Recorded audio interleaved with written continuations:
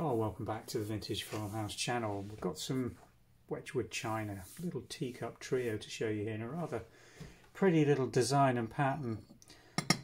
This one's called Lichfield. I'll show you the shape of this teacup. It's rather unusual, almost a bell shape, pure bell shape, but waisted just around here, slightly nipped in. Lovely single knob handle with lovely gilt detailing on both sides. The pattern itself is a sort of pastel-y colour really, isn't it? Chrysanthemums perhaps, sprays of flower and leaf design well spread around the teacup. Very fine condition this.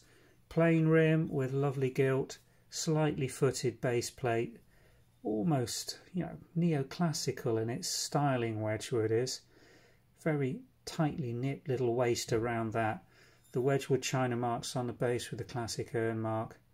Wedgwood bone china made in England. I'll just show you the saucer. That's got pattern reference details.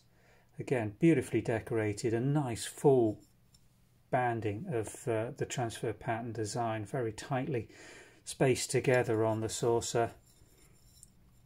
Identical china marks period-wise. Lichfield, and the small tea plate as the third part of the set. Again, beautifully decorated and slightly different Lichfield marks with W4156, and just draw your reference between the two. It's quite interesting that we've got one green stamp mark with bone china and the more usual black and brown almost gilt marks. Probably slightly different period these, or certainly coming out of different factories. So these, just look at the difference in the actual glaze as well. Don't know whether that's picking up particularly well, but it's notable to the eye that this tea plate is a much whiter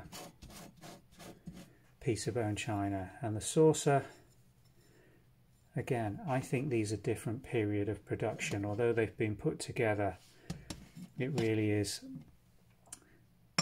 not really a full period set. So same pattern, same factory, but from different periods of production. And if I was going to say what was the oldest, I would say this one. We'll do the research in a second and see if we can actually put some date indicators on. Probably impossible to do, to be fair, but it's just something to again bring your attention to in terms of the dates. Quite often these trios, bits get broken, bits get replaced. People find that they want to increase sets and buy additional pieces, which at certain times in the past have still been on the market. So they can be put together over a long period, many decades in most cases, and you end up with this Harlequin set really, which doesn't exactly match, but unless you're absolutely a perfectionist, is going to look very, very good together. So we'll pop links in the description. I think we are going to list this as a trio rather than as a duo and a side plate, just because it's the only three pieces we've seen in 20 years of dealing in Wedgwood and bone china. So it would seem a shame to split them up. They've probably been together in this way for many decades. Thanks for watching.